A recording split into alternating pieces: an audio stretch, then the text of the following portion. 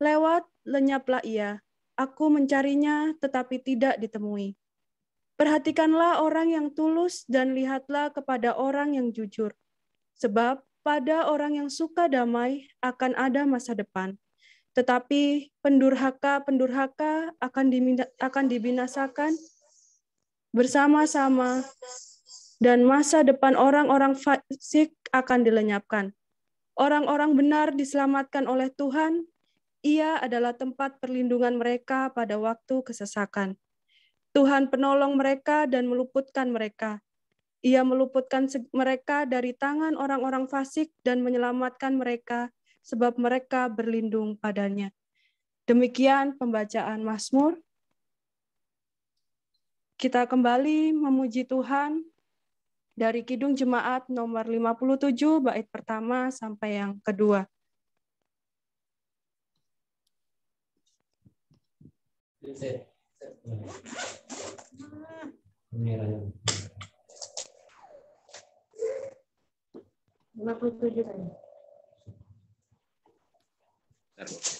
Saya kasih musik.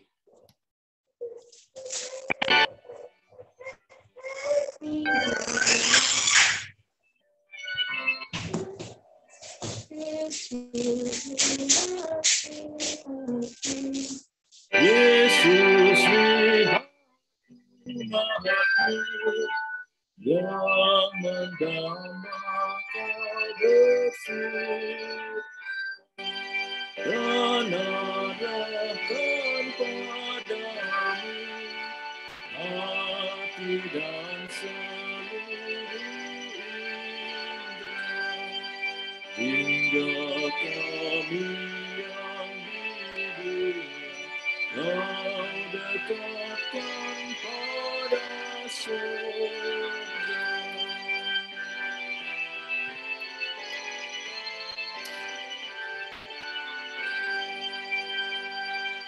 Tanpa cahaya Roh Kudus, kami dalam kegelapan.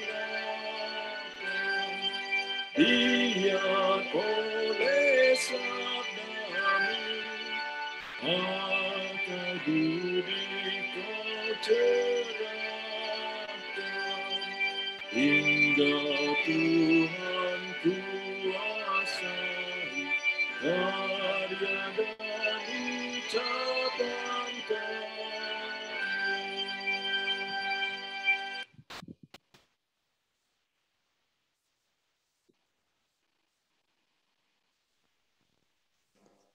Pemberita firman pada malam hari ini akan disampaikan oleh Pendeta Ruli Antonius Haryanto. Kami persilahkan. Baik Bapak Ibu yang dikasihi Tuhan, kita akan masuk dalam pemberitaan firman Tuhan. Mari bersama kita persiapkan hati dan pikiran kita untuk mendengar dan merenungkan firman Tuhan. Mari kita berdoa. Tuhan Yesus yang baik, terima kasih kami boleh kembali merasakan hadirat Tuhan melalui perjumpaan kami malam ini. Kami bersyukur atas perjumpaan yang boleh terjadi dalam persekutuan ibadah kami, meskipun ibadah ini berjalan secara online atau daring, tapi kami percaya bahwa kami juga merasakan kehadiran Tuhan di tengah-tengah kami pada saat ini. Berkati kami semua ya Tuhan, khususnya bagi kami yang akan membaca dan merenungkan firman-Mu, biarlah Roh Kudus-Mu menguasai kami agar kami bisa memahami dan juga akhirnya melakukan firman-Mu dalam kehidupan kami. Dalam nama Tuhan Yesus Kristus kami berdoa. Amin. Bapak Ibu yang dikasihi Tuhan, pembacaan Alkitab sesuai dengan Sabda Guna Krida dan juga Sabda Bina Umat untuk malam hari ini diambil dari kitab Kejadian pasal 41. Satu ayat dalam Kejadian pasal 41, yaitu ayat yang ke-25, akan menjadi dasar bagi renungan kita. Kejadian 41 ayat 25 yang menyatakan demikian. Lalu kata Yusuf kepada Firaun, kedua mimpi tuanku Firaun itu sama. Allah telah memberitahukan kepada tuanku Firaun apa yang hendak dilakukannya. Demikianlah pembacaan Alkitab. Yang berbahagia adalah setiap kita yang memelihara firman Tuhan dalam hidup kita. Terpujilah Yesus Kristus. Haleluya. Haleluya. Haleluya. Haleluya. Ya, Bapak Ibu yang terkasih dalam Tuhan Yesus Kristus, puji dan syukur kita boleh naikkan hadirat Tuhan. Malam hari ini adalah malam di mana kita boleh bersyukur karena perjumpaan kita, meskipun secara daring begitu ya. Dan ini mungkin pertama kali juga kita mencoba untuk memakai aplikasi Zoom untuk melaksanakan ibadah. Ya, namanya pertama mungkin masih banyak juga kekurangan, masih banyak juga hal-hal yang perlu kita lihat bersama-sama, dan nanti kita akan coba evaluasi juga untuk pelaksanaannya. Tetapi biarlah kita tetap bisa bersama-sama bersatu hati, bisa bersama-sama kita kembali menyatukan hati kita untuk belajar akan firman Tuhan.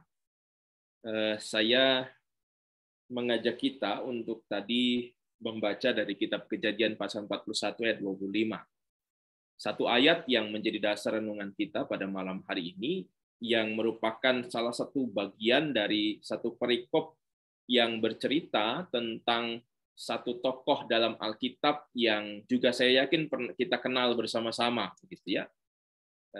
Sosok seorang Yusuf yang dalam perikop pasal 41 ini dikatakan menafsirkan mimpi dari seorang Firaun. Nah, sebelum kemudian kita membahas ayat ini, kira-kira saya ingin mengajak Bapak Ibu sekalian untuk mengingat kembali tentang siapa Yusuf itu. Ya, kira-kira ada yang masih ingat nggak siapa Yusuf? Dan apa yang kita ingat dari seorang Yusuf? Begitu. Ada yang boleh, ini kalau di sini boleh dibuka, di unmute juga boleh, begitu ya. Untuk kita juga boleh ngobrol bareng-bareng dalam khotbah ini. Begitu. Kira-kira apa yang Bapak Ibu ingat tentang Yusuf? Ya. Mungkin kita mengingat ya, ceritanya Yusuf ini kan diawali dengan Yusuf yang dijual oleh saudara-saudaranya. Begitu.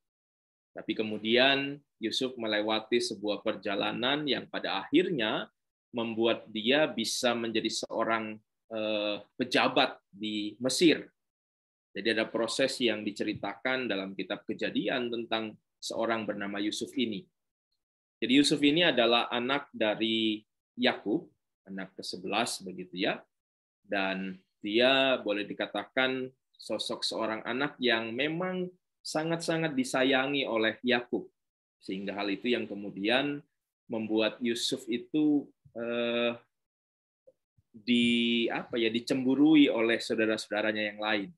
Mereka merasa sepertinya Yakub itu pilih kasih. Ini kadang-kadang yang terjadi ya, kalau ada orang tua pilih kasih, biasanya ada anak-anak yang merasa cemburu, ada anak-anak yang mungkin marah, ada anak-anak yang mungkin jengkel. Itu yang mungkin terjadi kepada Yusuf dan saudara-saudaranya. Jadi Yusuf melewati proses dia dijual, akhirnya menjadi seorang pejabat. Jadi kalau saya kemudian menyimpulkan seorang Yusuf itu dengan satu kalimat, boleh saya begitu ya, saya pribadi menyimpulkan Yusuf itu dalam satu kalimat, yaitu dalam bahasa Inggris yang sering kali kita juga dengar, from zero to hero. Jadi from zero to hero itu artinya dari nol menjadi pahlawan. Jadi kira-kira seperti itulah kalau saya menyimpulkan seorang Yusuf ya. Karena dia, jadi saya katakan harus melewati proses, dia dijual, dia diperbudak, dia harus bekerja keras, padahal dia tadinya adalah seorang yang sangat disayangi oleh orang tuanya. Dia hidup mungkin bisa dikatakan berkelimpahan bersama-sama dengan keluarganya. Tetapi akhirnya dia harus menghadapi situasi dia jadi seorang budak, dijual ke sana ke sini, tapi kemudian akhirnya dia jadi seorang pejabat besar di Mesir. Nah, kita lihat bersama-sama bahwa hal ini memang sebuah kisah yang terjadi dalam keberadaan seorang Yusuf yang kita ingat bersama-sama. Nah, kita juga mengingat bersama, saya ingin juga mengajak kita mengingat bersama-sama, kira-kira ini karakternya Yusuf ini seperti apa ya? Sifatnya Yusuf ini seperti apa ya? Dan saya paling tidak menemukan ini ada 3 karakter yang dimiliki oleh Yusuf begitu dalam dia menjalani kehidupannya.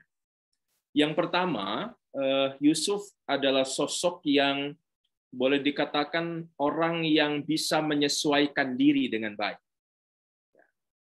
Jadi mungkin Bapak Ibu kalau pernah kita lihat ada binatang namanya bunglon, itu kan binatang yang bisa berubah warna sesuai dengan tempat di mana dia ada, begitu ya. Kalau dia nempel di pohon yang hijau, dia akan berubah warnanya, kulitnya jadi hijau.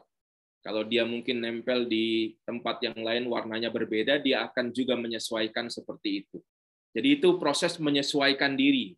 Jadi dia bisa menyesuaikan dalam keadaan apapun. Jadi bunglon itu bisa menyesuaikan diri. Nah, saya memahami Yusuf adalah sosok seorang yang juga bisa menyesuaikan diri. Nah, kenapa saya katakan begitu? Tadi saya katakan Yusuf ini awalnya adalah orang yang atau seorang anak yang sangat disayang oleh ayahnya Yakub. Bahkan dalam Kejadian 37 ayat 3 itu dikatakan Yusuf itu sangat atau lebih disayangi dibandingkan saudara-saudaranya. Sehingga tadi saya katakan ya, ada kesan bahwa saudara-saudaranya merasa sang orang tua yaitu Yakub ini pilih kasih begitu. Sehingga mereka menjual. Jadi gambarannya Yusuf di awal adalah sosok yang mengalami situasi di mana sebagai seorang anak yang lebih disayangi, atau mungkin dalam bahasa yang lain mungkin bisa saja dikatakan dia dimanja oleh sang ayah, artinya dia punya kelimpahan, dia punya juga segala hal yang dia inginkan bisa dia dapatkan, tiba-tiba dia harus menghadapi situasi dia dijual. Jadi seorang budak. Nah, jadi seorang budak itu kan nggak mudah ya. Sosok orang yang tadinya kaya, orang yang tadinya punya segalanya, orang yang semuanya bisa dia miliki, tiba-tiba dia harus ada dalam sebuah situasi yang sangat berbeda. Dia diperbudak. Dia jadi budak, dia harus bekerja keras untuk mendapatkan mungkin hanya kebutuhan sehari-harinya.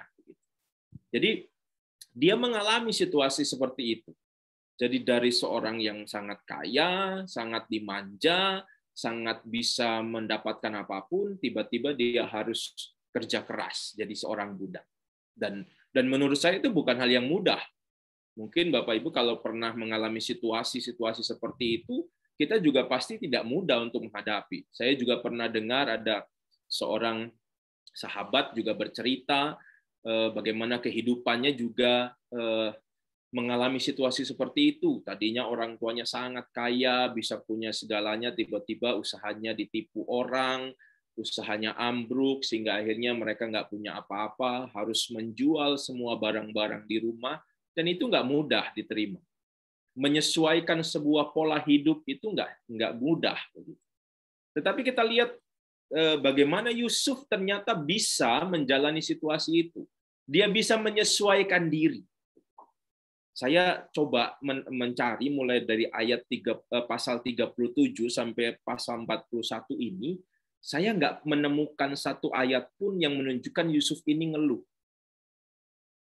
Nggak tahu kalau Bapak Ibu mungkin saudara coba nanti dicari begitu ya, ada nggak kira-kira ayat yang menunjukkan Yusuf itu ngeluh, Yusuf itu ngomel, Yusuf itu marah karena kondisi atau karena perubahan situasi itu.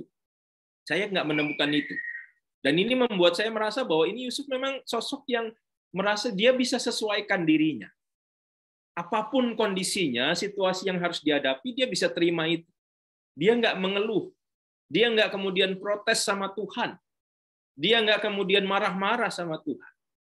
Tapi dia bisa menerima itu sebagai bagian dari ungkapan bagian dari kehidupannya yang memang diizinkan Tuhan terjadi. Nah, dari sini kita juga belajar Bapak Ibu bahwa memang dalam kehidupan kita pun perlu untuk kita bisa menyesuaikan diri. Ya, seperti contohnya lah hari-hari ini. Ya, kita kan juga harus menyesuaikan diri ya. Contohnya kita beribadah sekarang ini nggak bisa jumpa langsung. Ya, kita coba menyesuaikan diri dengan menggunakan teknologi yang ada media ini kita bisa gunakan. Ini kan bentuk penyesuaian. Ya, kalau kita kemudian cuma ngomel-ngomel, cuma marah-marah, cuma ya nggak setuju dengan keadaan ini kan juga nggak bisa apa-apa yang kita bisa buat. Demikian juga mungkin dalam situasi seperti ini kita nggak bisa bekerja seperti biasanya. Kita dibatasi dengan banyak hal. Kita juga nggak bisa berpergian seperti biasa begitu. Ini kan semua butuh penyesuaian. Pandemi yang kita hadapi ini butuh penyesuaian diri. Dan kita juga belajar dari Yusuf bagaimana kita harus menyesuaikan diri kita dengan segala keadaan, dengan segala situasi yang kita hadapi. Kita belajar untuk tetap bisa menyesuaikan diri dan tetap bersyukur sama Tuhan. Apapun yang kita harus hadapi, apapun yang harus kita alami. Nah, yang kedua, yang menurut saya juga menjadi karakternya Yusuf yang juga bisa mendorong dia untuk pada akhirnya tetap bisa menyesuaikan diri, ini yang penting juga, yang disampaikan di dalam Kejadian pasal 39. Kalau Bapak Ibu membaca pasal 39 itu, ada kisah yang beberapa kali ayat-ayat menyatakan bahwa Tuhan itu menyertai Yusuf. Nah, dari ayat-ayat itu kemudian saya menyimpulkan kenapa Tuhan bisa menyertai Yusuf. Saya percaya bahwa kalau Tuhan menyertai itu, pastinya Tuhan akan menyertai orang-orang atau umatnya yang mau setia dan taat kepadanya.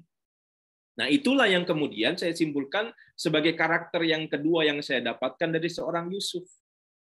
Yusuf adalah orang yang menurut saya sosok yang beriman sepenuhnya kepada Tuhan.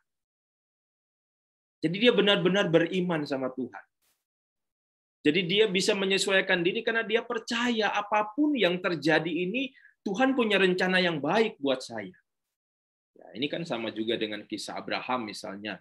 Seperti itu juga karena imannya dia bisa melakukan apa yang Tuhan kehendaki. Yusuf pun demikian. Yusuf karena dia beriman, dia percaya apapun yang terjadi, apapun yang harus dihadapi, itu semua ada dalam rancangan Tuhan. Kita juga belajar kan kalau rancangan Tuhan itu kan pasti rancangan yang terbaik, bukan rancangan kecelakaan, bukan rancangan yang tidak menyenangkan, tetapi rancangan Tuhan itu adalah rancangan yang terbaik. Meskipun memang dalam prosesnya mungkin Tuhan izinkan ada tantangan di dalamnya, Tuhan juga izinkan ada pergumulan yang harus dihadapi, seperti juga yang harus dialami Yusuf. Kita lihat bagaimana dia juga menghadapi situasi tadi kan. Pergumulan yang tidak mudah. Dia harus melewati proses yang tidak mudah sehingga dia tetapi dia tetap bisa bertahan. Dia bisa menyesuaikan diri. Dan semua itu karena dia beriman kepada Tuhan sehingga akhirnya Tuhan menyertai dia. Nah, karakter yang ketiga yang saya dapatkan dari Yusuf, kalau kita kemudian melihat apa yang dilakukan Yusuf setelah dia melewati proses, dia jadi budak, tapi kemudian akhirnya jadi penguasa atau pejabat di Mesir, saya kemudian juga menyimpulkan karakter yang ketiga yang dimiliki Yusuf adalah dia adalah sosok yang berhikmat. Hikmat yang membuat dia bisa bijaksana menjalani tugasnya. Dan kalau kita membaca dalam mulai dari pasalnya yang ke-41 begitu ya, sampai pasal-pasal selanjutnya saat Yusuf dipercaya menjadi seorang pejabat, dia bisa melakukan tugasnya dengan luar biasa. Dia mungkin nggak pernah punya pengalaman untuk jadi seorang pejabat, tetapi pada saat dia dipercaya, dia bisa melakukan tugasnya dengan baik. Dia melakukan itu dengan hikmat yang berasal dari Tuhan. Dia melakukan itu karena dia benar-benar punya iman kepada Tuhan, sehingga Tuhan yang memampukan dia juga menjalani. seluruh tugasnya itu. Dia bisa membagi melewati proses kepemimpinannya sehingga banyak orang tetap bisa nyaman, tetap bisa kemudian hidup dengan baik, meskipun ada kelaparan, meskipun ada situasi yang tidak menyenangkan, tapi mereka tetap bisa hidup dengan baik. Itu semua karena Yusuf menjalankan tugasnya. Dengan hikmat yang dimiliki, dia bisa punya kebijaksanaan, dia bisa punya kemampuan menjadi seorang pemimpin atau kepemimpinan yang luar biasa. Jadi ada 3 hal yang kemudian boleh kita pelajari dari sosok seorang Yusuf. Nah, malam hari ini secara khusus, Bapak Ibu Saudara, firman Tuhan itu menceritakan atau menyampaikan pas ayat 25 ini mungkin nggak akan sulit, mungkin saya merasa agak sulit kita mengerti kalau kita hanya baca ayat 25 ini. Jadi kita juga harus membaca ayat-ayat sebelumnya sehingga kita tahu kenapa Yusuf kemudian mengatakan kedua mimpi tuanku Firaun itu sama. Allah telah memberitahukan kepada tuanku Firaun apa yang hendak dilakukannya. Jadi ayat ini mau mengatakan bahwa pada saat itu Yusuf ada di hadapan Firaun dan Firaun itu punya 2 mimpi. 2 mimpi yang diceritakan dalam ayat-ayat sebelumnya. Nah, kenapa kemudian Yusuf bisa di hadapan Firaun pada saat menurut perikop ayat bacaan kita? Ya, kita lihat bahwa memang ternyata Yusuf itu punya kemampuan yang lain selain yang tadi saya sebutkan 3 tadi, yaitu dia bisa menafsirkan mimpi. Nah, ternyata Bapak Ibu Saudara, kalau kita juga baca bagian Alkitab, dia bisa menafsirkan mimpi itu sudah dia lakukan cukup lama begitu. Dan ternyata memang juga kalau bicara tentang mimpi, ini kemampuan atau mungkin sebuah hal yang dekat dengan Yusuf sejak lama. Coba kita lihat dalam pasal 37 Kejadian ayatnya yang ke-19, di situ dikatakan pasal 37 ayat 19 mengatakan, kata mereka seorang kepada yang lain, lihat, tukang mimpi kita itu datang. Jadi kalau berkaitan dengan mimpi, sudah sejak lama ini, Yusuf ini punya relasi dengan hal berkaitan dengan mimpi. Begitu.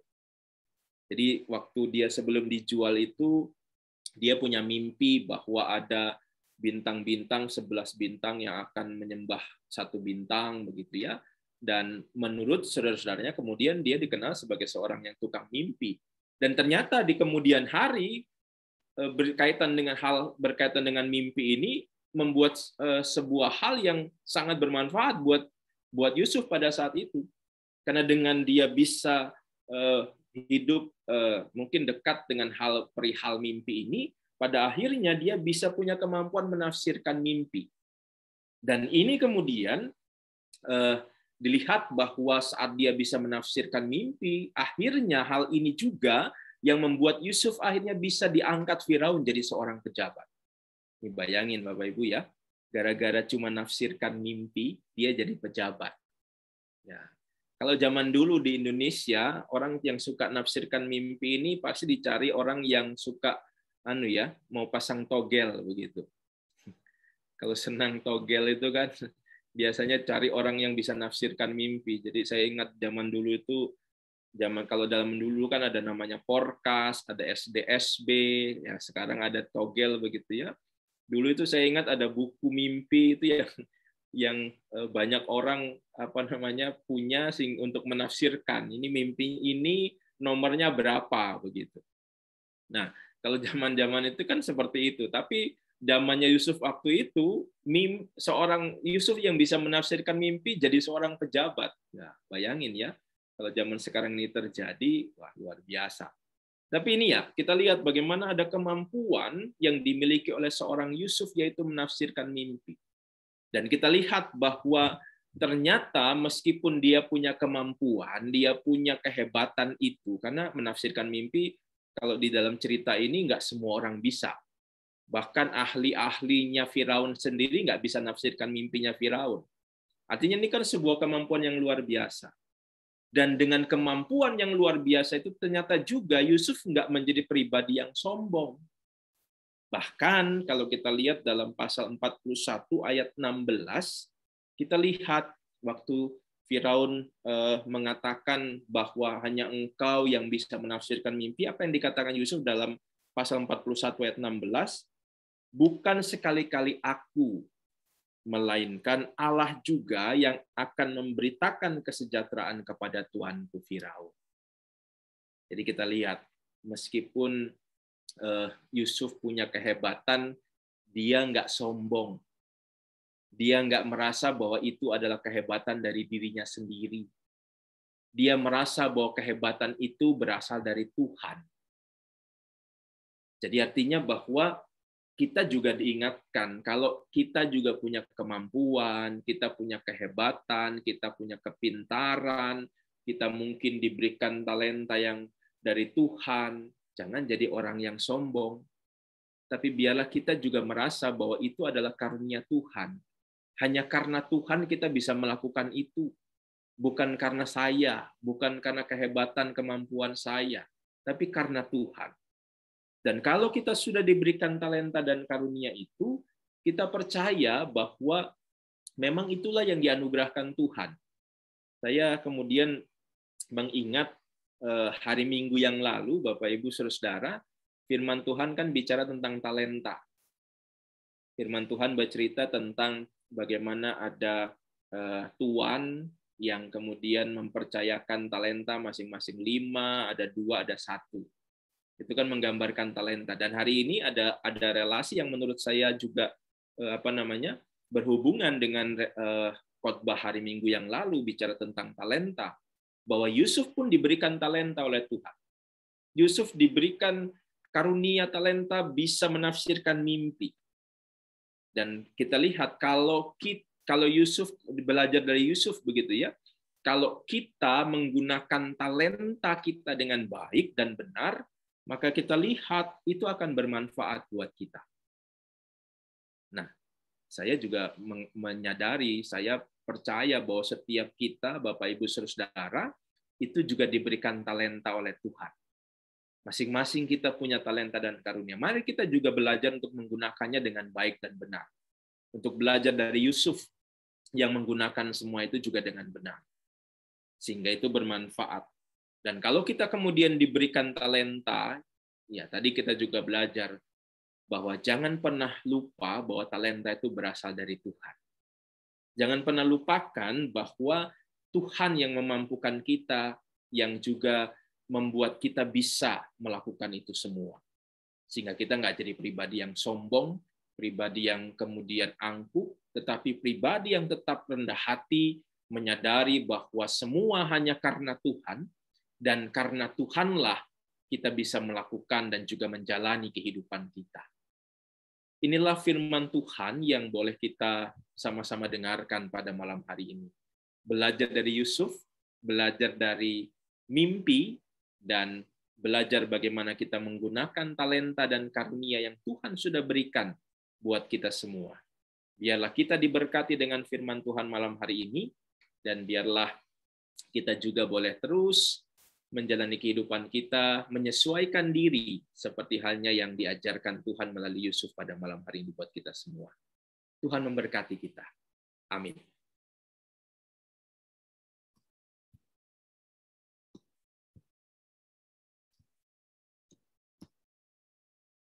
Mari bersama kita menyanyi dari Kidung Jemaat nomor 405, Kaulah ya Tuhan surya hidupku.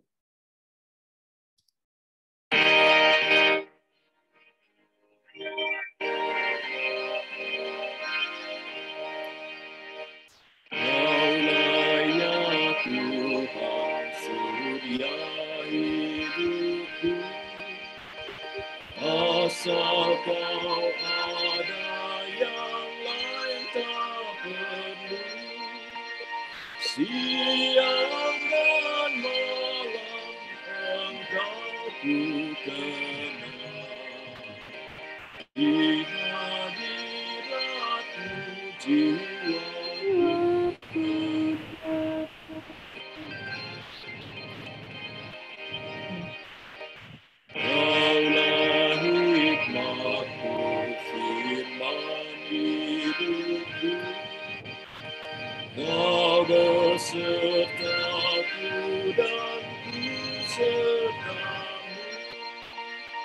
Engkau Bapa-Ku, aku anak-Mu.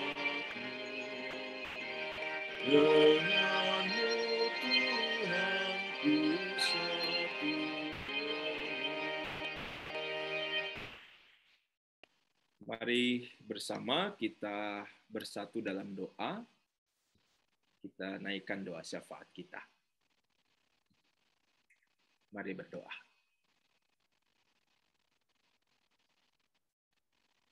Tuhan Yesus, terima kasih malam hari ini untuk perjumpaan kami bersama dengan Tuhan dan juga dengan saudara-saudara seiman kami. Malam hari ini kami boleh diizinkan untuk beribadah bersama-sama lewat media online ini, dan kami tetap mensyukuri semuanya sebagai bagian dari cara Tuhan juga untuk terus menyertai kami, untuk terus juga mendidik kami, mengajar kami, untuk juga tetap bisa menyesuaikan diri kami. Seperti halnya yang juga diajarkan Tuhan malam ini lewat kehidupan Yusuf, yang kami juga imani sebagai sosok yang mampu menyesuaikan dirinya dengan segala kondisi dan situasi yang dihadapinya. Bahkan dengan talenta dan karunia yang dia miliki, dia juga menjalani kehidupannya dan juga melakukan segala sesuatu dengan baik dan benar seturut dengan kehendak Tuhan. Ajari kami juga, ya Tuhan, untuk bisa hidup sesuai dengan kehendak Tuhan melalui firman-Mu malam ini, sehingga kami juga terus bisa belajar untuk menjadi pribadi-pribadi yang lebih baik di hadapan Tuhan, dan kami juga tetap menjadi anak-anak Tuhan yang bukan hanya mendengar, tapi juga menjadi pelaku-pelaku firman Tuhan. Kami mensyukuri anugerah-Mu pada malam hari ini atas kehidupan kami masing-masing. Kami mensyukuri berkat Tuhan yang kami terima dalam kehidupan kami. Tuhan juga terus melanjutkan berkat-berkat Tuhan bagi masing-masing kami, sehingga kami juga tetap bisa dimampukan Tuhan untuk bisa menjalani hari-hari kami ke depan. Bagi kami semua yang boleh hadir pada malam hari ini dalam persekutuan peribadahan kami juga mendoakan hidup kami masing-masing. Tuhan selalu hadir memberkati kami semua dalam menjalani hidup, dalam pergumulan, di dalam rencana-rencana. Tuhan selalu memampukan kami untuk bisa jalankan hidup sesuai kehendak Tuhan. Ajari kami juga selalu berharap kepada Tuhan, berserah kepada Tuhan dalam hidup kami, sehingga kami pun bisa menjalani kehidupan dengan penuh syukur, karena kami merasakan kehadiran Tuhan bagi kami masing-masing. Tuhan berkati juga saudara-saudara kami, mereka yang tidak bisa hadir, Tuhan juga menyertai dan memberkati mereka. Bagi mereka yang sakit, kami juga doakan mereka semua. Kami serahkan khususnya pada malam hari ini buat seluruh jemaat Tuhan yang dalam kelemahan tubuhnya, buat Bapak Penatua Nimrod Mone, untuk Bapak Penatua Kalalo, kemudian juga semua saudara-saudara kami masing-masing, Ibu Beni, dan juga semua saudara-saudara kami yang saat ini mungkin dalam kelemahan-kelemahan tubuhnya. Biarlah ya Tuhan, kami berserah diri kepada Tuhan. Kami menyerahkan saudara-saudara kami ini agar kuasa dan juga kekuatan dari Tuhanlah yang boleh menyatakan kesembuhan dan pemulihan bagi mereka semua. Kami percayakan saudara-saudara kami yang sakit ke dalam tangan kasih Tuhan. Bagi saudara-saudara kami yang juga saat ini bergumul dengan persoalan-persoalan kehidupan, Tuhan juga selalu memberkati, sehingga mereka juga bisa tetap diberikan kemampuan untuk bisa menghadapi semuanya, dan pada akhirnya mereka juga tetap bisa menjalani hidup dengan pertolongan dan kasih dari Tuhan saja. Berkatilah persekutuan kami, ya Tuhan, sebagai gereja-Mu. Kami bersyukur karena Tuhan selalu menyertai memberkati gereja Tuhan, dan biarlah kami juga boleh terus merasakan kehadiran Tuhan di tengah-tengah persekutuan kami, sehingga kehadiran Tuhan juga menguatkan kami untuk terus bisa melayani juga bersaksi demi kemuliaan nama Tuhan. Berkatilah semua program-program yang akan kami kerjakan dalam pelayanan dan kesaksian kami. Jadikanlah kami juga saluran berkat, bukan hanya buat jemaat, tapi juga bagi warga masyarakat, dan biarlah dimanapun kami berada, kami terus memuliakan nama Tuhan. Kami mohon berkat-Mu, ya Tuhan, bagi bangsa dan negara kami.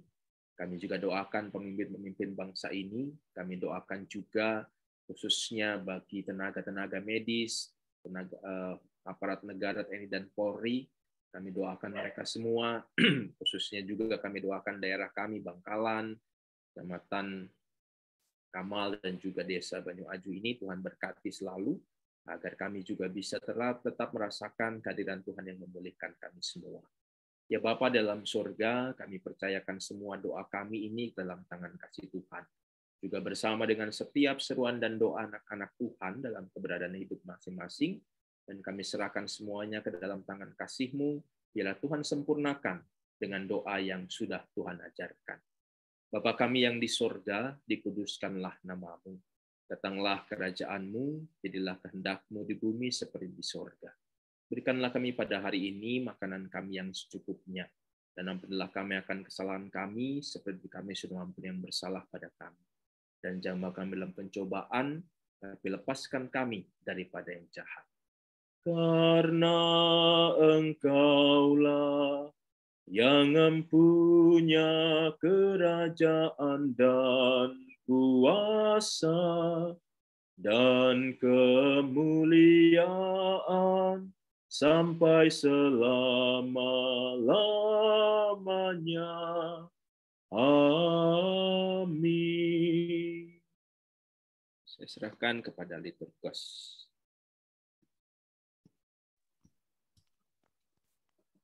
Saatnya kita mengucap syukur dengan mengumpulkan persembahan di rumah masing-masing dan dapat diserahkan ke kantor gereja pada setiap hari kerja. Sebelum kita mengumpulkan persembahan, kita mengingat nats Alkitab dari 2 Korintus pasal 9 ayat 8. Dan Allah sanggup melimpahkan segala kasih karunia kepada kamu, supaya kamu senantiasa berkecukupan di dalam segala sesuatu, dan malah berkelebihan di dalam pelbagai kebajikan. Tuhan memberkati saudara dan persembahan saudara. Kita memuji Tuhan dari Kidung Jemaat 288, bait pertama dan bait yang ketiga sambil mengumpulkan persembahan.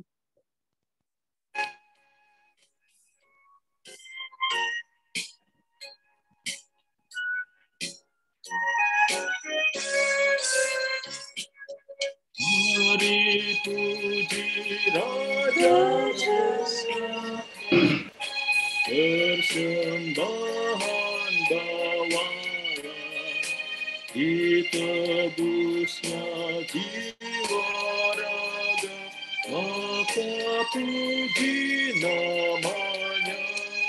Puji Dia, puji Dia, puji Raja semesta.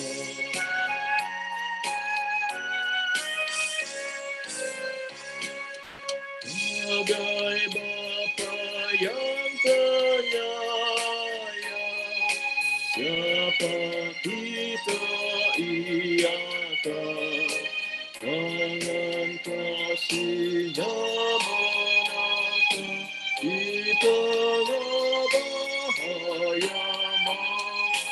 Puji Dia, puji Dia, kasih-Nya seluas.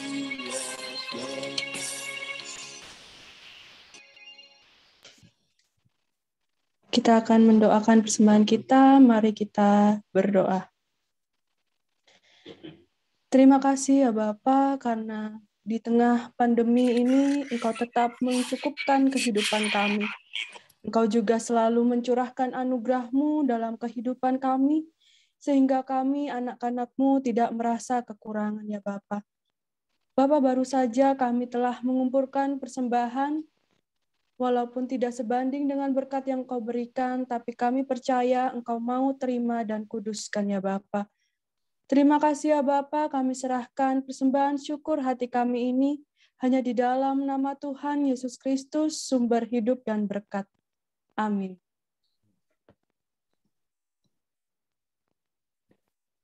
Bapak Ibu yang dikasihi Tuhan, kita tiba di akhir persekutuan kita. Kita akan kembali menjalani kehidupan kita masing-masing. Saya tetap senantiasa berharap kita tetap ada dalam keadaan yang sehat, tetap senantiasa boleh bersyukur kepada Tuhan, dan biarlah kita juga tetap berserah kepada Tuhan dalam menjalani kehidupan kita masing-masing. Kita akan menyanyi dari Kidung Jemaat nomor 379. Kita akan nyanyikan bait yang pertama dan yang ketiga.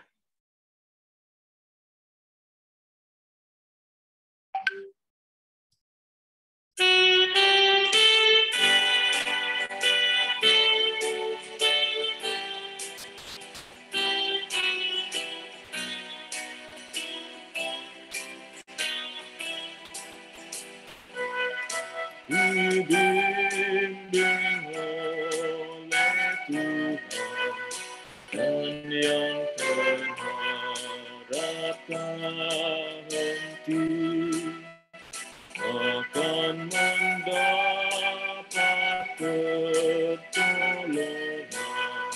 bahkan di saat yang pedih. Tuhan rasa sarimannya bukanlah pasir alasnya.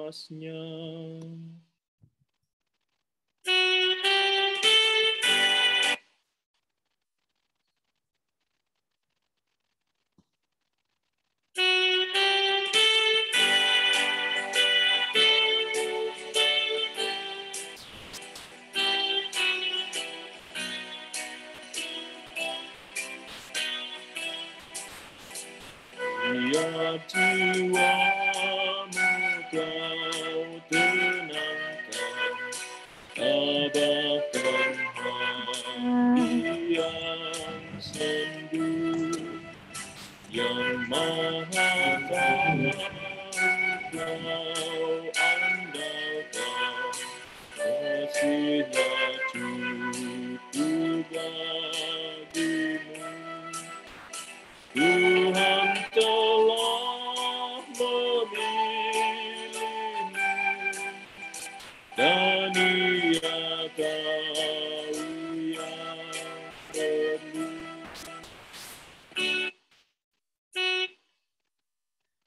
Umat Tuhan, mari bersama kita arahkan hati dan pikiran kita kepada Tuhan untuk menerima berkat. Kasih karunia dan damai sejahtera dari Allah Bapa dan dari Tuhan kita Yesus Kristus dalam persekutuan dengan Roh-Nya yang kudus akan senantiasa menyertai, memberkati dan juga melindungi bahkan memampukan kita menjalani kehidupan seturut dengan kehendak Tuhan dari sekarang kekal sampai selama-lamanya. Amin. Amin. Amin.